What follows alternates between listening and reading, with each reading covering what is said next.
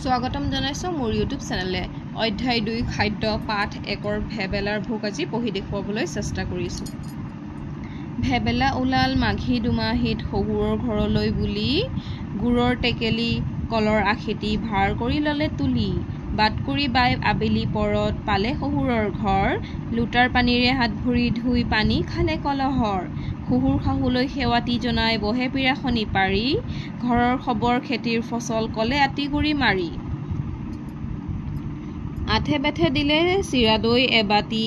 লগত জুলিয়া গুৰ চুঙা তিল ঘিলা ফেনি তেল পিঠা খাইছে নুতুলি মূৰ লাৰু পৰমান টেকেলি মুঠিয়া টুপুলা খুতুলি পিঠা সান্দহ কৰাই বিধে বিধে পাই হেৰাল মুখৰ কথা ভেবেলা বাপুৰ খাওঁতে খাওঁতে পেটত ধৰিলে টান